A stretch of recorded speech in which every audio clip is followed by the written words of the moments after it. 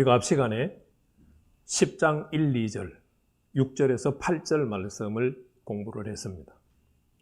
이 시간에는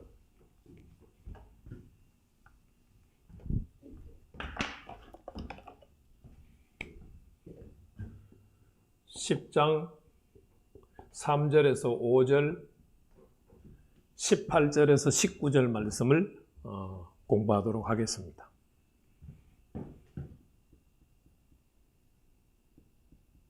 성전을 떠나시는 하나님.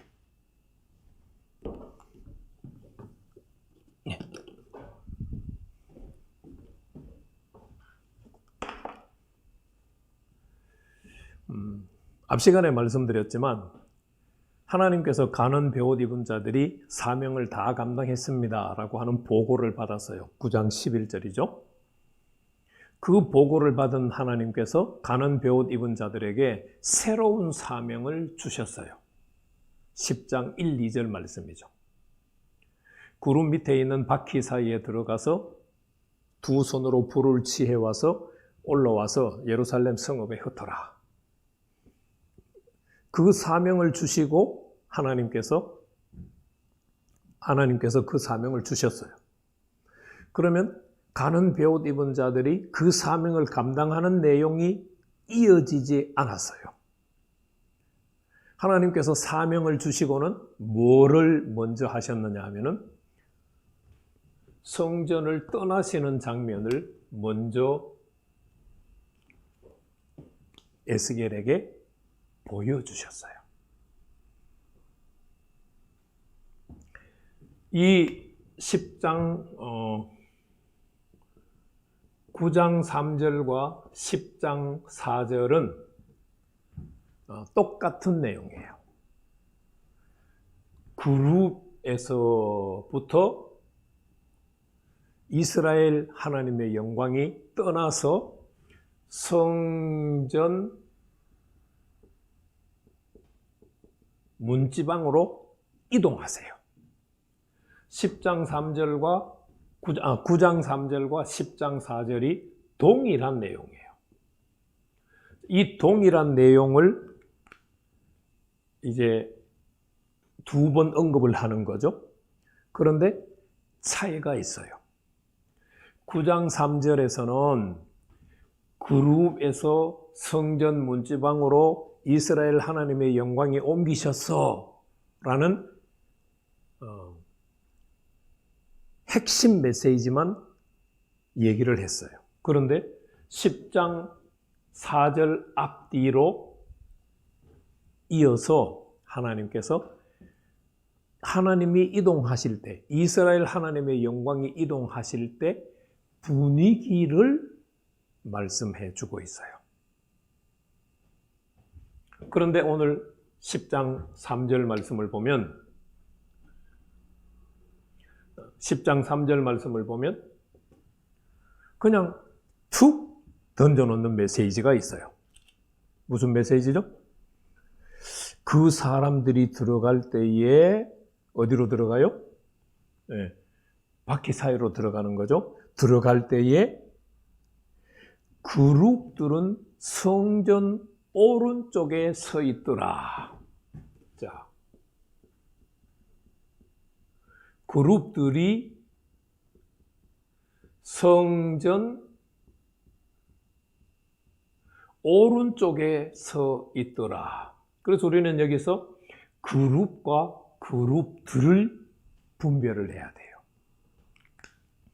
9장 3절과 10장 4절에 이스라엘 하나님의 영광이 그룹에서 올라오셔서 성전 문지방으로 이동할 때 그룹은 지성소에 있는 천사들을 말해요. 두 천사. 지성소 안에 법궤가 있고 법궤 위에 법궤 덮개가 있고 덮개가 있고 법궤 덮개 위에 두 천사가 쫙 날개를 펴서 있잖아요. 그 두 천사를 그룹이라고 표현을 했어요. 그러면 그룹들이 성전 오른쪽에 있더라 할 때 이 그룹들은 무엇을 가리키는 걸까요? 네, 바로 1장 5절, 1장 15절에서 본 생물들을 가리켜요. 생물들. 그래서 그룹들이 성전 오른쪽에 있더라 하고 툭 던져놓은 것은 그룹들이 하는 역할이 있다는 것을 우리한테 보여주고 있어요. 그냥 밑도 끝도 없이 툭 던져서 기록한 게 아니에요. 그룹들이 무슨 역할을 해요? 하나님을, 이스라엘 영광의 하나님을 이동시키는 역할을 해요. 그래서 역할이 있기 때문에 그룹들이 성전 오른쪽에 있더라 하고 턱 던져 놓은 거예요. 그러고 보세요. 9장 3절에서는 이스라엘 하나님의 영광이 그룹을 떠나서 성전 문지방으로 온 상황만 얘기를 했어요. 그런데 10장에서는 이스라엘 하나님의 영광이 그룹을 떠나서 성전 문지방으로 올 때에 일어났던 다양한 정황들을 설명을 해요. 어떤 정황이 있었어요? 구름이 성전 안뜰에 안뜰에 가득했어요. 그리고 구름이 성전 안뜰에도 가득했어요. 여호와의 영광스러운 광채가 뜰에 가득. 아마도 여러분들이 안뜰, 성전뜰, 그냥 뜰 하니까 도대체 장소가 어딘가라고 생각하실 수 있을 것 같아요.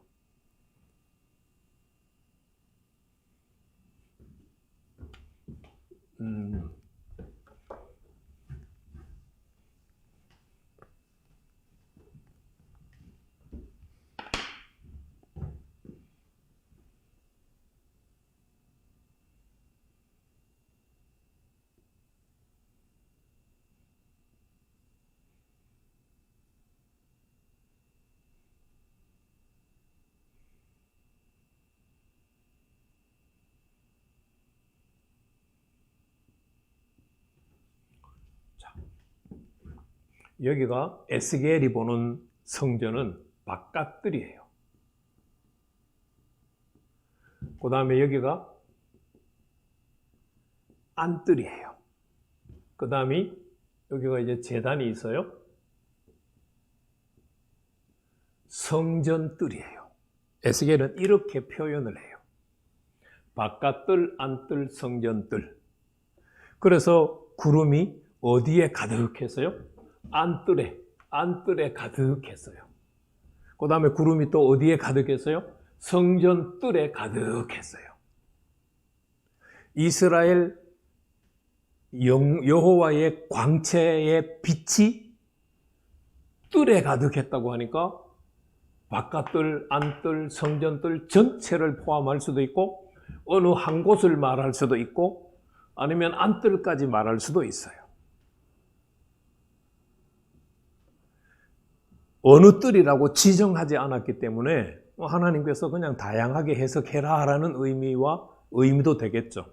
그런데 영광스러운 광채는 사방을 다 비추기 때문에 저는 바깥뜰까지도 아마 다 비쳤을 것이다 그렇게 생각을 해요. 그런데 5절 말씀을 보니까 10장 5절 말씀을 보니까 날개가 하는 역할을 우리한테 얘기해 주고 있어요. 10장 5절 말씀 보니까 그룹들의 날개 소리가 바깥뜰까지 들렸다. 그런데 그 그룹들의 날개 소리가 뭐로 들렸어요? 전능하신 하나님이 말씀하시는 음성과 같이 들렸다. 자, 날개는 이동할 때에 필요한 수단이면서도 동시에 하나님의 음성을 발하는, 하나님이 말씀하시는 수단도 된다는 것을 우리가 알 수 있어요. 이 날개가 움직일 때에 들린 소리는 이미 앞에서 한번 나왔었죠. 3장 12절 13절 말씀을 한번 보세요. 3장 12절에 때에 영이 나를 들어 올리시는데 내가 내 뒤에서 크게 울리는 소리를 들으니 찬송할지어다 여호와의 영광이 그의 처소로부터 나오는도다. 그런데 13절을 보니까 이는 생물들의 날개 소리가 서로 부딪히는 소리와 생물 곁에 바퀴 소리가 크게 울리는 소리더라. 생물들의 날개가 부딪히는 소리, 바퀴가 부딪히는 소리가 찬송하리로다.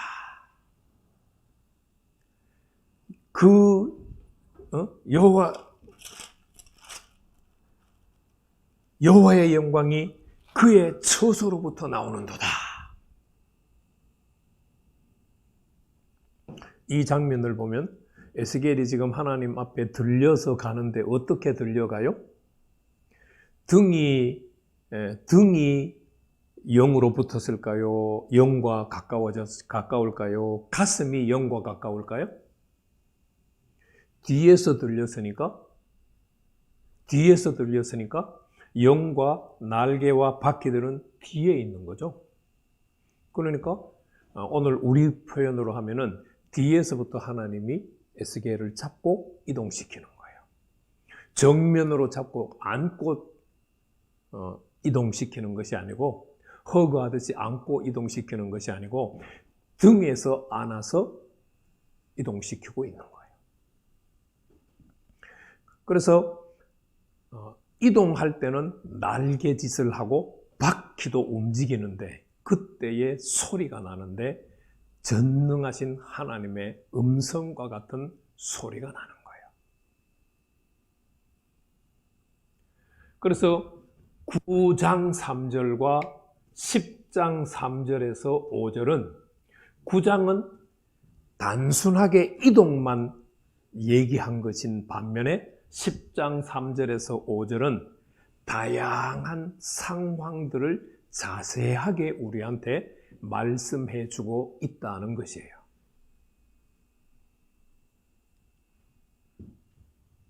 그러고 나서 하나님이 18절, 19절 말씀을 보면 어디에서 어디로 움직여요?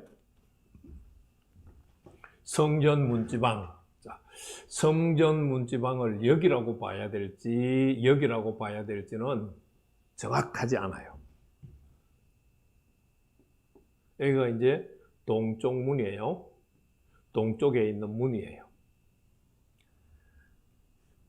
성전, 그러니까 지성소가 여기가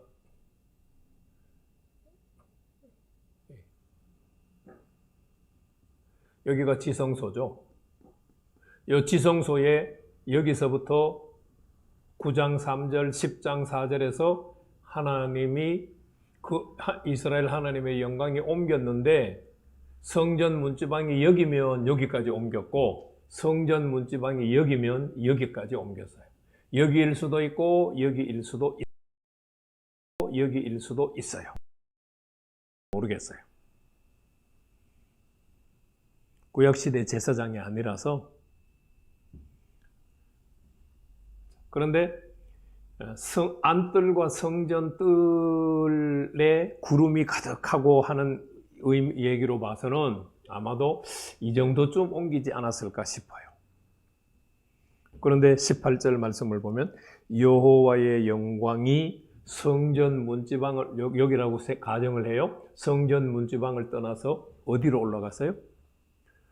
아까 3절 말씀에 그룹들이 성전 오른쪽에 있더라 했는데 이 그룹들 위에 여호와의 영광이 올라갔어요. 우리말로 하면은 타신 거죠. 그러니까 그룹들이 날개짓을 하면서 옮겼어요. 하나님을 이동시켜요. 어디로? 네. 동쪽 끝 문으로. 완전 동문으로 이동을 시켜요. 19절 마지막에 보면 동문에 머물더라.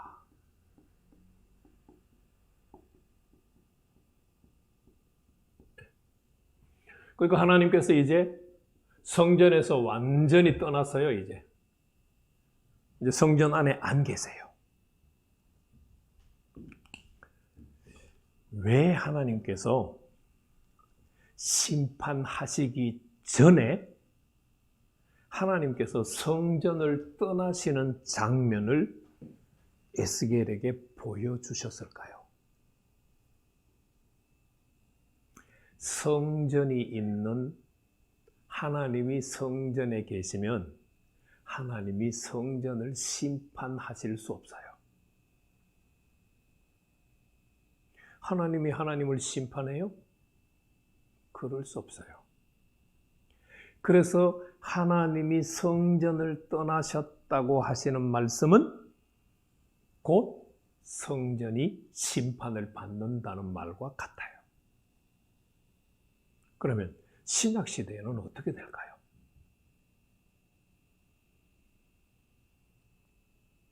신약 시대의 성전은 뭐가 성전이죠? 바울의 견해를 빌리면 저와 여러분들의 몸이 성전이에요. 고린도전서 3장 16절, 6장 19절 등등이 있는데, 자, 고린도전서 3장 16절 말씀만 제가 보겠습니다. 너희는 너희가 하나님의 성전인 것과 하나님의 성령이 너희 안에 계시는 것을 알지 못하느냐? 우리 몸이 성령께서 거하시는 성전이에요. 하나님이 어떤 자를 어떤 상태를 심판 못한다고요? 하나님께서 계시는 성전은 하나님이 심판하지 않으세요. 내 안에 성령님께서 계시면, 성령님도 하나님이시잖아요. 내 안에 성령님이 계시면은 하나님은 나를 심판하실까요? 심판 안 하실까요? 심판 안 하시죠. 종말의 때가 어떻다? 종말을 어떻게 준비해야 된다? 물론 그것들이 굉장히 중요해요. 종말의 때가 어떤 현상이 일어날 것인지 분별하고 준비하는 것, 깨어있는 것 굉장히 중요해요. 마태복음 24장, 25장, 23장, 24장, 25장의 메시지들이 굉장히 중요해요. 그것이 오늘 성도들에게 가장 중요한 모습으로 나타나는 것은 성령께서 내 안에 충만하게 계시는 거예요. 그래서 성령 충만을 받아야 된다라고 할 때 성령 충만은 양적으로 채워지는 게 아니에요. Be filled with가 아니에요. 성령님께서 우리를 다스리시는 거예요. 컨트롤 하시는 거예요. 내가 성령의 다스림을 받고 있는데 걱정, 근심 가능할까요? 내가 성령의 다스림을 받고 있는데 불평, 불만 가능할까요? 내가 성령의 다스림을 받고 있는데 분을 내, 화를 내, 신경질을 내 가능할까요? 내가 성령의 다스림을 받는데 음행하는 게 가능할까요? 내가 성령의 다스림을 받고 있는데 거짓말하는 게 가능할까요? 미움, 시기, 다툼, 질투 가능할까요? 우리가 그런 생활 속에서 그런 짓을 하며 산다는 것은 성령의 다스림을 받고 있지 않다는 것을 말해요.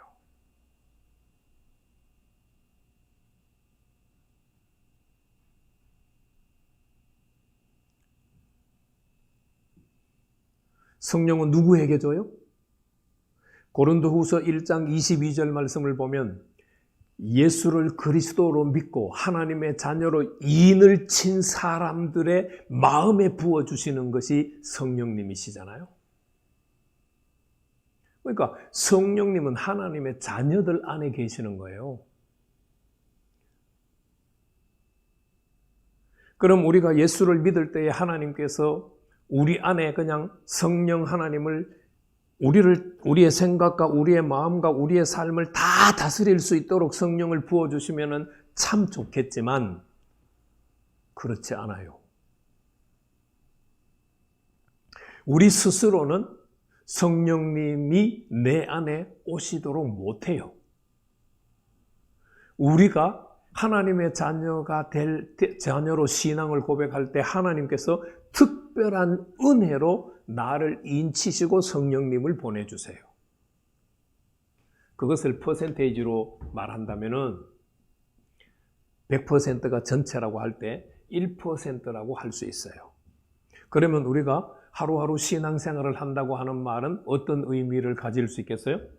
1%에서 10%로 확장하고 10%에서 50%로 확장하고 50%에서 90%로 확장한다는 의미를 가지고 있어요. 우리가 신앙생활을 할 때는 신앙생활을 한다는 것은 매 순간 내 생각과 내 마음과 내 삶이 성령의 다스림을 받아간다는 것을 말해요.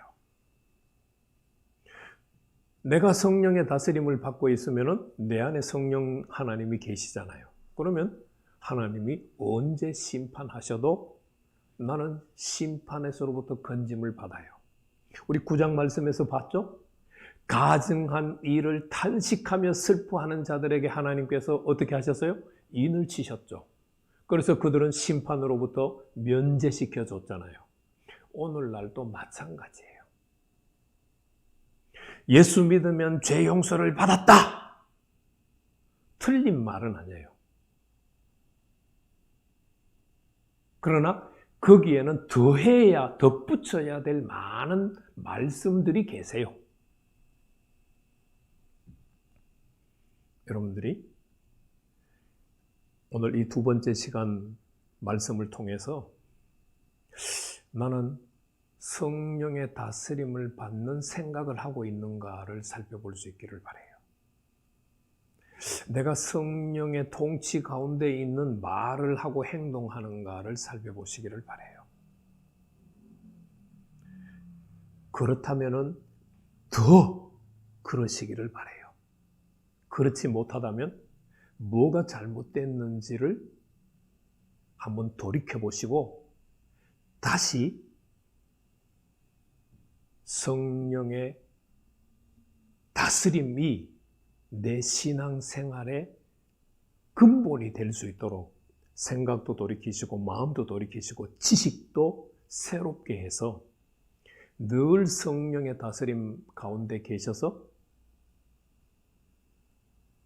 하나님의 심판에서부터 면제되고 구원에 이르는 자가 되기를 축복합니다.